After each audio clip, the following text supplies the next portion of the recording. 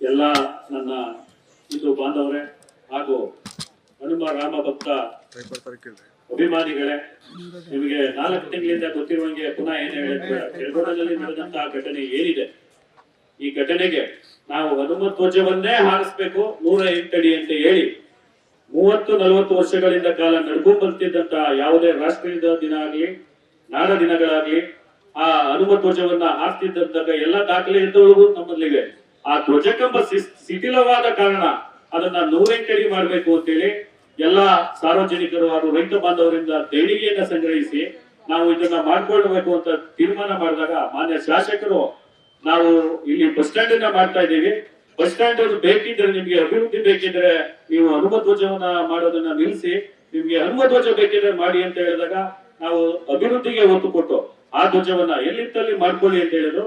ಮೊದಲು ಎಲ್ಲಿ ಶಿಥಿಲವಾಗಿತ್ತು ಅಲ್ಲೇ ಮಾಡೋದಕ್ಕೆ 3 ತಿಂಗಳ ಕಾಲ ನವೆಂಬರ್, ಡಿಸೆಂಬರ್, ಜನವರಿ 3 ಮೀಟಿಂಗ್ ನಲ್ಲಿ ಪಂಚಾಯತಿನಲ್ಲಿ ನಮ್ಮ ಹನುಮ ಧ್ವಜ ಹಾರೋದಕ್ಕೆ ಎಲ್ಲಾ 20 ಸದಸ್ಯರು ಕೂಡ ಒಮ್ಮತದಿಂದ ಅನುಮತಿಯನ್ನ ಕೊಟ್ಟಿದ್ದಾರೆ. ಈ ಅನುಮತಿಯನ್ನ ಕೊಟ್ಟ ಮೇಲೆ ಈ ಕೇಸರಿ ಹನುಮ ಧ್ವಜವನ್ನ ಇಳಿಸಲೇಬೇಕು ಅಂತ ಹೇಳಿ ವಿರೋಧವಾಗಿ ಮಾಡಿ ಕೇಸರಿಗೆ ವಿರೋಧವಾಗಿ, ಕೇಸರಿ ಕಂಡ್ರೆ ಏನಾಗಿದೆ ಗೊತ್ತಿಲ್ಲ, ನಾನು ನೇರವಾಗಿ ಕೇಳ್ತೀನಿ ರಾಜ್ಯ ಸರ್ಕಾರಕ್ಕೆ, ಸರ್ಕಾರದ ನೀತಿ ನಮ್ಮ ಹಿಂದೂ ಬಹುಸಂಖ್ಯಾತ ಹಿಂದೂ ಸಮುದಾಯದ ದೇವಾಲಯಗಳಲ್ಲಿ ಸಂಗ್ರಹಣ ಆಗುವಂತಹ ನಿಧಿ ನಿಮಗೆ ಹಣ ಅವು ಎಲ್ಲ ಸಂಪತ್ತು ನಿಮಗೆ ಬೇಕು, ಅಲ್ಪಸಂಖ್ಯಾತರ ಓಲೈಕೆಗಾಗಿ ನಮ್ಮನ್ನ ಬಳಸ್ಕೊಳ್ತೀವಿ.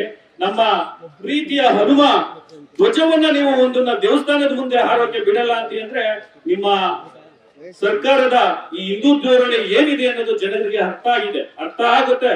ಈಗ ನಾನು ಕೇಳ್ಕೊಳ್ಳೋದಿಷ್ಟೇ, ದಯವಿಟ್ಟು ಈಗ ನಾವು ಏನು ನಿಮಗೆ ಮನವಿಯನ್ನ ಮಾಡ್ತಾ ಇದೀವಿ, ಶಾಂತಿ ಸಭೆಗೆ ಬನ್ನಿ, ಅದನ್ನ ಬೇರೆ ಕಡೆ ಶಿಫ್ಟ್ ಮಾಡ್ಕೊಳ್ಳಿ ಅಂತ ಹೇಳ್ತಾ ಇದೀವಿ. ನಮ್ಮ ನಿಲುವು ಒಂದೇ, ಅದು ಎಲ್ಲಿ ನಾವು ಸ್ಥಾಪನೆ ಮಾಡಿದ್ವಿ ಅಲ್ಲೇ ಹನುಮ ಧ್ವಜ ಹಾರಬೇಕು. ಈ ಹನುಮ ಧ್ವಜವನ್ನ ನಾವು ಹಾರೋ ತನಕ ನಮ್ಮ ಹೋರಾಟ ನಿಲ್ಸಲ್ಲ. ನಾವು ಏನು ನೀವು ಈಗ ನಮ್ಮ ಕೈಯಲ್ಲಿಲ್ಲ, ಕಾನೂನುಬದ್ಧವಾಗಿ ಸರ್ಕಾರದ ಮೂಲಕನೇ ಹೋಗ್ಬೇಕು. ಸುಪ್ರೀಂ ಕೋರ್ಟ್ ಆದೇಶ ಇದೆ, ಸರ್ಕಾರಿ ಜಾಗದಲ್ಲಿ ನೀವು ಮಾಡಿರೋದು ತಪ್ಪು ಅಂತೇಳಿ ಕಾನೂನು ಏನು ಹೋರಾಟ ಮಾಡ್ತಾ ಇದ್ದೀರಿ. ಸಚಿವರೇ, ನಿಮ್ಮನ್ನ ಕೇಳಿದಾಗ ಗೊತ್ತಿರ್ಲಿಲ್ವಾ 3 ತಿಂಗಳ ಹಿಂದೆ ಶಾಸಕರೇ, ಅದು ಸರ್ಕಾರಿ ಜಾಗ ಗ್ರಾಮ ಠಾಣಕ್ಕೆ ಬರುತ್ತೆ, ಇಲ್ಲಿ ನಾವು ಪರ್ಮಿಷನ್ ಕೊಡಬಾರ್ದು ಅಂತ ಹೇಳಿ ನಾವು ಏನು ಅದು ಒಂದು 4 ಅಡಿ ಕಂಬನ ಒಂದೇ ದಿನ 2 ದಿನ ನಿಲ್ಸಕ್ಕೆ ಸ್ವಾಮಿ 20 ದಿನಗಳ ಶ್ರಮ ಪಟ್ಟು ಅದನ್ನ ನಿಲ್ಲಿಸುವಾಗ ನೀವ್ ಯಾಕೆ ತಡೀಲಿಲ್ಲ ಸ್ವಾಮಿ?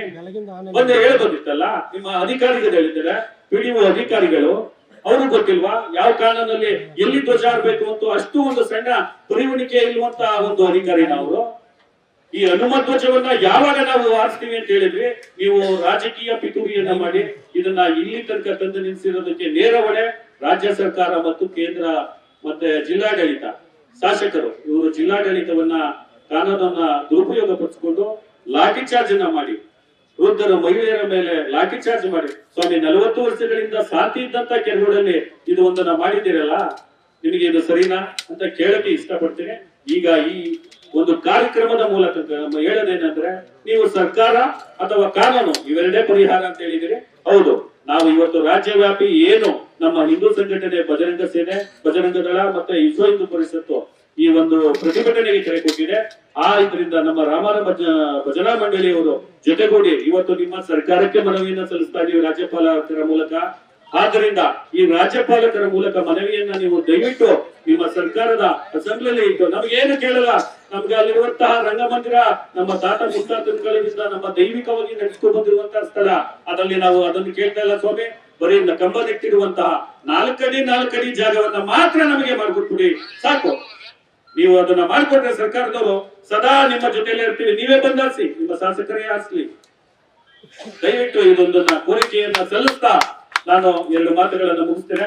ಹಾಗೆ ಈ ಕೋರಿಕೆಯನ್ನ ನೀವು ಈಡೇರಿಸಲಿಲ್ಲ ಅಂದ್ರೆ ನಮ್ಮ ಹೋರಾಟ ಸತತವಾಗಿ ನಮ್ಮ ಹಿಂದೂ ಸಂಘಟನೆಗಳು ಏನಿದ್ದೀವಿ ಇದು ಕೊನೆ ತನಕ ನಿಲ್ಲೋದಿಲ್ಲ ಅಂತ ಹೇಳಕ್ಕೆ ಇಚ್ಛೆ ಪಡ್ತಾ 2 ಮಾತನ್ನ ಮುಗಿಸ್ತೇನೆ.